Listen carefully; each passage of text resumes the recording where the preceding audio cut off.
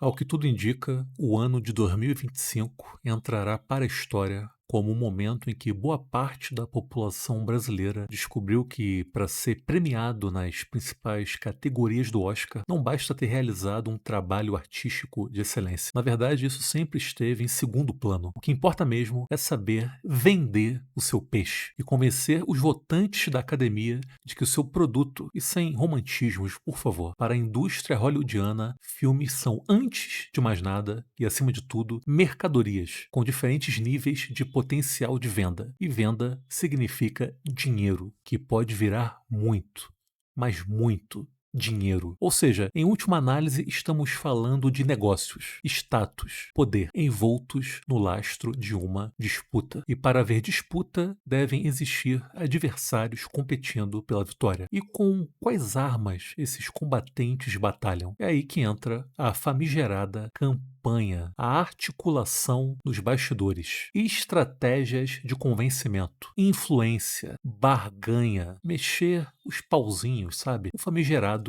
lobby. E afinal, o que é lobby? Substantivo masculino. Pressão exercida geralmente por um grupo organizado para atingir determinados objetivos ou para defender determinados interesses. O lobby é exercido pelo, vejam só, lobista. Existem algumas versões para a origem do termo. Segundo uma delas, ele teria surgido através de Ulysses S. Grant, o 18º presidente dos Estados Unidos, que governou o país entre os anos de 1869 e 77. Grant tinha o hábito de beber bons conhaques e fumar bons charutos no lobby, que no dialeto da arquitetura refere-se a um salão espaçoso do Hotel Willard, em Washington, D.C., onde recebia frequente visita de puxa-sacos que tentavam convencê-lo de aceitar as suas demandas. Como as investidas se davam no lobby do hotel, os tais puxa-sacos passaram a ser conhecidos como lobistas. Não vou mentir que, em prol da boa narrativa, eu não me furto, em dadas ocasiões, de ser adepto da filosofia do é verdade e que se danem os fatos. Mas como aqui trabalhamos com transparência, é preciso dizer que essa versão é lenda urbana. Haja vista que, conforme atesta o dicionário Oxford, existem registros do termo lobista datados de 1640 na Inglaterra. Seja como for, não é de hoje que lobby, confusões, polêmicas e controvérsias andam de mãos dadas com o Oscar. Quer entender como? Então não saia daí, pois está começando o segundo episódio do Cine Ensaio.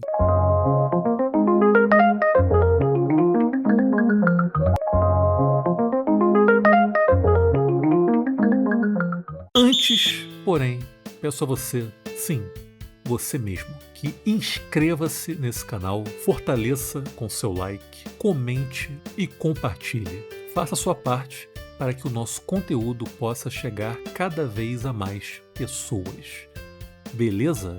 Isto posto, vamos ao que interessa.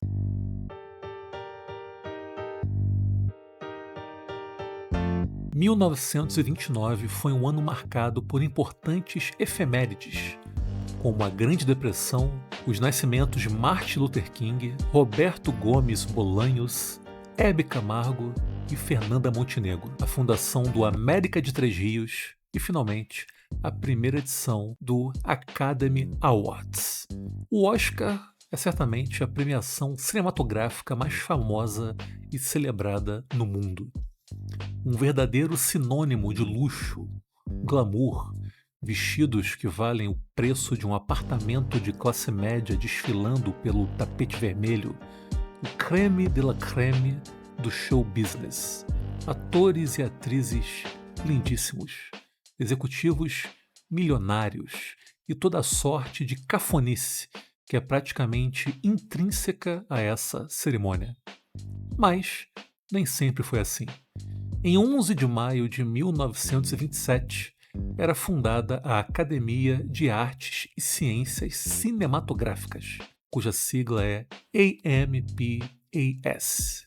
A ideia de sua fundação teria partido de Louis B. Mayer, um dos fundadores da MGM. A sua intenção era atrair os holofotes para a então incipiente indústria cinematográfica, que havia dado seus primeiros passos em Nova York, na virada do século XIX para o XX, e posteriormente se mudado para Los Angeles, na década de 10, mais especificamente em Hollywood. E foi assim que 36 membros da academia se reuniram em um jantar que foi a pedra fundamental do surgimento da organização, tendo Douglas Fairbanks como seu primeiro presidente e Thomas Edison, sim, aquele, como primeiro membro honorário. Se em 1927 eram 36 membros, hoje são aproximadamente 10.500. A primeira entrega do Academy Awards, ou em bom português, Prêmios da Academia, aconteceu no dia 16 de maio de 1929, na então sede da Academia, o Hollywood Roosevelt Hotel. Uma curiosidade é que a lista de vencedores já havia sido divulgada 3 meses antes da cerimônia, que por sua vez não foi transmitida nem por rádio ou TV. Os ingressos custavam $5, aproximadamente $77 em valores atuais. A plateia contou com 270 pessoas e coube a Fairbanks entregar os 12 prêmios das 12 categorias em assustadores 15 minutos. A primeira obra a receber o Academy Awards de melhor filme foi Asas, de William A. Wellman. Para o ano seguinte, 1930, já iriam ocorrer mudanças significativas na cerimônia, aproximando-a do aspecto geral que perdura até os dias de hoje. A premiação foi transmitida via rádio e os vencedores foram anunciados ao vivo. E é já na segunda edição que irá ocorrer a prática que se consolidaria como um aspecto indissociável, inseparável, indivisível do Oscar. Sim, ele mesmo. O lobby. Mary Pickford, que estava longe de ser a favorita por sua atuação no filme Coquette, teria convidado os membros da academia para tomar um despretensioso chá da tarde na mansão que ela dividia com o marido, que era ninguém mais, ninguém menos que Douglas Fairbanks. Lembram dele? Simplesmente o primeiro presidente da associação. O fato é que, coincidentemente, ou não, Pickford acabou sendo agraciada com a estatueta de melhor atriz. Por falar nela, você conhece a origem da icônica estatueta? Seu nome oficial é Academy Award of Merit, ou Prêmio de Mérito da Academia em português. Ela foi criada pelo escultor George Stanley, que por sua vez se baseou no esboço feito por Cedric Gibbons, diretor de arte da MGM. Reza a lenda que Gibbons teria se inspirado na fisionomia do ator mexicano Emilio El Indio Fernández. Em sua origem, a estatueta tinha como matéria-prima o bronze. Durante a Segunda Guerra, em virtude da escassez de metais, foi utilizado o gesso. Atualmente, ela é feita de bronze sólido e banhada em ouro 24 quilates. Outra história que entra para o campo das controvérsias é a respeito da origem do apelido Oscar. Talvez a versão mais disseminada seja de que a alcunha teria sido criada por Bette Davis ao batizar a estatueta com o nome de seu ex-marido, o músico Herman Oscar Nelson. Outra versão dá conta de que o apelido já existia desde a década de 30, quando Margaret Herrick, diretora executiva da academia, teria dito que a estatueta lhe lembrava um tal de tio Oscar. Existe ainda uma terceira corrente, segundo a qual o nome teria sido forjado pelo jornalista Sidney Skolsky em uma coluna escrita em 34. Seja como for, o nome pegou legal, de jeito, convertendo-se em uma metonímia mundialmente reconhecida.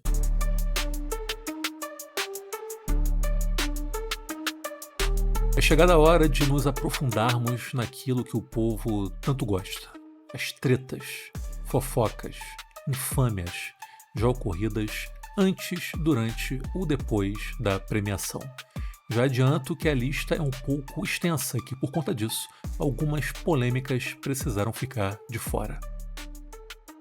Na edição de 1935, pela primeira vez foi liberada a inscrição de candidatos independentes, ou seja, que não haviam sido nomeados de forma oficial aos prêmios da Academia. Então, a medida só foi tomada após a contestada não indicação de Bette Davis, muito elogiada por sua atuação em Os Escravos do Desejo, a categoria de melhor atriz.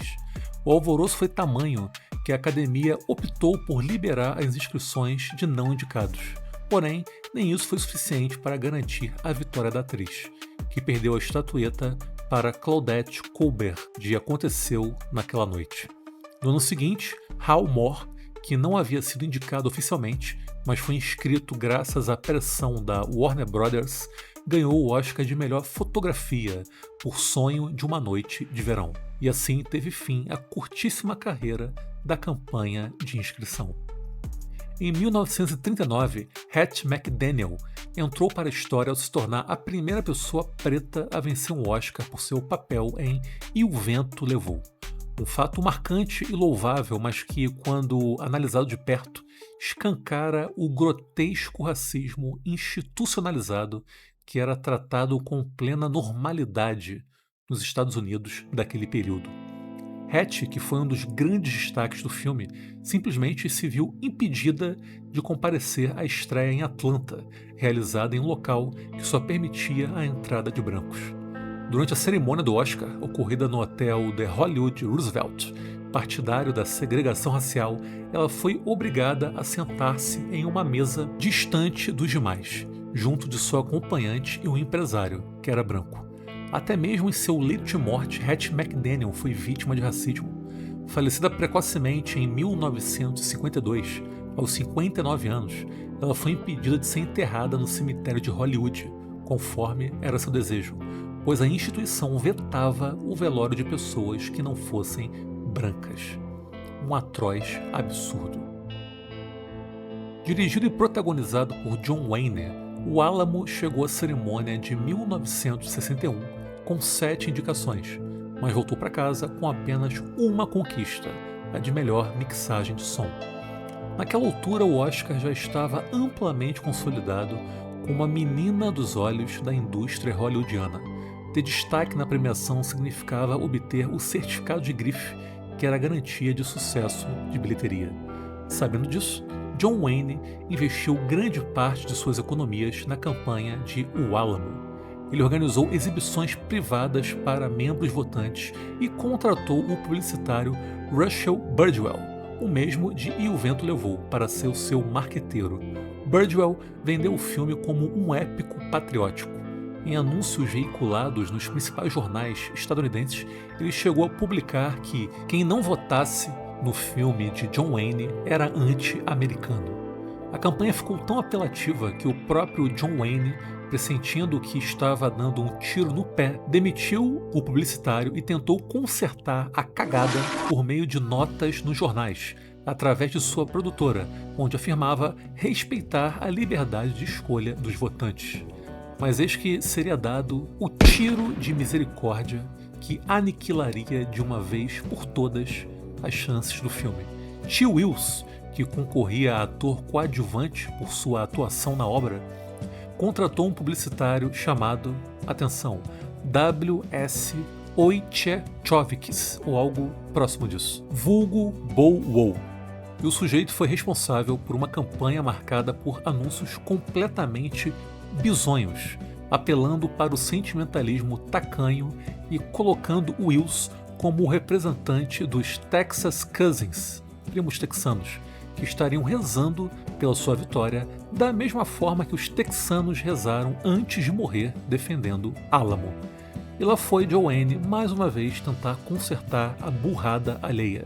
Ele publicou uma carta pública onde em um trecho dizia: "Eu me abstenho de usar uma linguagem mais forte, porque tenho certeza de que suas intenções não são tão ruins quanto seu gosto." Depois de todas essas trapalhadas, somadas ao fato de John Wayne ser visto como um reacionário pela academia, não poderia haver outro destino para o seu filme que não fosse o fracasso nas premiações. A edição de 1973 foi responsável por um dos momentos mais icônicos da história da cerimônia. Marlon Brando, vencedor do Oscar de melhor ator por sua lendária atuação como Don Corleone em O Poderoso Chefão, recusou-se a receber a estatueta, sendo representado pela atriz Sachin Littlefeather, ativista pelos direitos dos povos originários dos Estados Unidos, que subiu ao palco sob um misto de vaias e aplausos.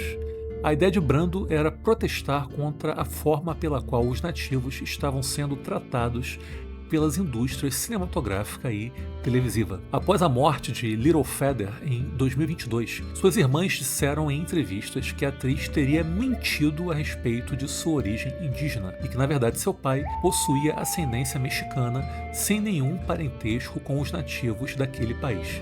Segundo a irmã Rosalind Cruz, Littlefeather teria fabricado uma identidade nativa por acreditar que era mais prestigioso ser nativo americano a hispânico. A jornalista Jacqueline Killer, responsável pelas entrevistas, pesquisou registros da família de Littlefeather que remontam a 1850 e não encontrou evidências de ascendência nativa. Em 6 de março de 2024, uma pesquisa indicou que a falecida ativista pode ter tido raízes indígenas mexicanas, citando registros da igreja mostrando que seu tataravô foi listado como Yaquis Criollos de la Tierra em 1815. Killer afirmou que a formulação não implica necessariamente em origem indígena e que a família pode ter sido formada por imigrantes espanhóis no México. No ano seguinte, a cerimônia transcorria sem maiores sustos, quando de repente um homem nu atravessa o palco em disparada, fazendo um gesto de paz e amor atrás de David Niven. Tratava-se de Robert Opel, um ativista e fotógrafo gay de 35 anos, que enganou a segurança da cerimônia para reivindicar direitos LGBT. Indicada ao Oscar de melhor atriz pelo seu papel em Anna, Sally Kirkland investiu pesado em sua campanha, fazendo o circuito dos talk shows e, supostamente, enviando cartas aos membros da academia. O esforço não foi o suficiente para tirar a estatueta de Cher. Enfim, nenhuma novidade até aqui. Mas o caso de Sally entra para essa lista em função de uma declaração dada por ela em uma posterior entrevista, onde dizia não se arrepender da campanha e acrescentava que a colega Dina Rawlins a teria confidenciado que ganhou o seu voto, mesmo sem ter assistido ao filme. E cabe aqui salientar uma estranha particularidade do Oscar: os votantes não necessariamente assistem aos filmes em disputa. Percebe agora o porquê das campanhas serem um ponto de desequilíbrio a favor de A, B ou C? O formato da disputa simplesmente favorece essa corrida de desesperados, onde vence aquele que consegue ser mais convincente na hora de vender o seu produto. É como se o Oscar fosse uma espécie de Shark Tank dos festivais de cinema. A politicagem reina. Os estúdios gastam rios de dinheiro em eventos, coquetéis, exibições seguidas de debate, reuniões e jantares com membros da academia.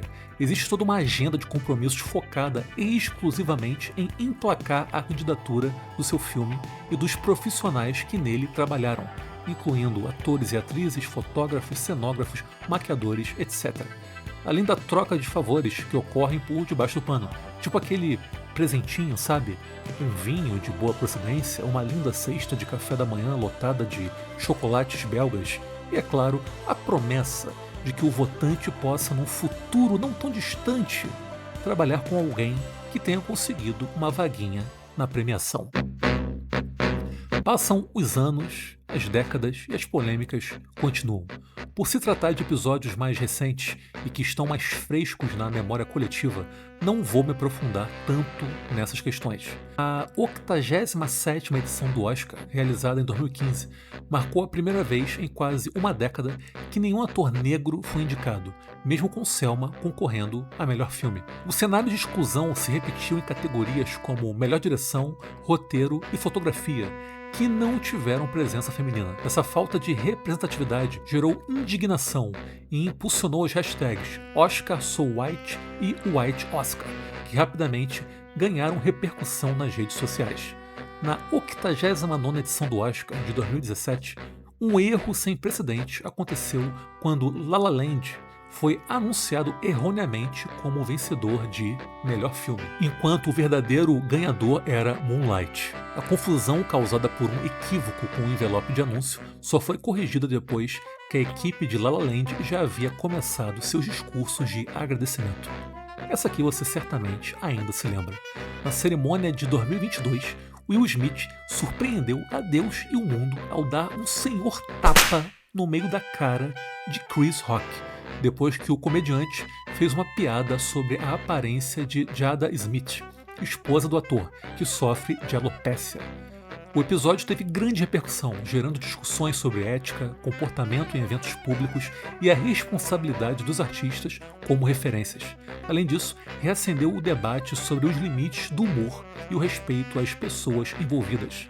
Smith, em consequência disso, foi banido da cerimônia por 10 anos.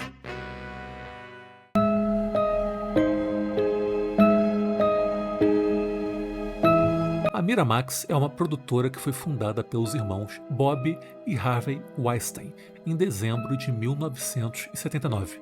A proposta inicial era de distribuir filmes independentes, de baixo custo, que fossem considerados comercialmente inviáveis pelos grandes estúdios. O patamar da empresa começou a mudar em 94, após o estrondoso sucesso de crítica e público de Pulp Fiction, o já clássico filme de Quentin Tarantino, vencedor da Palma de Ouro em Cannes daquele ano, além de receber 7 indicações ao Oscar, conquistando o roteiro original. Os irmãos Weinstein perceberam que a premiação de Hollywood era uma excelente oportunidade para impulsionar seus filmes, independentemente do orçamento. Após o sucesso de Gênio Indomável e O Paciente Inglês, além da indicação do brasileiro O Que É Isso, Companheiro na categoria Melhor Filme Internacional, o estúdio alterou os rumos do Oscar em 1999, ao direcionar sua estratégia para Shakespeare Apaixonado, dirigido por John Madden. A Miramax, naquele ano, lançou uma campanha agressiva, repleta de jantares, exibições globais do filme e o envio de cestas e brindes. Além disso, Bob e Harvey custearam viagens para os votantes a destinos turísticos,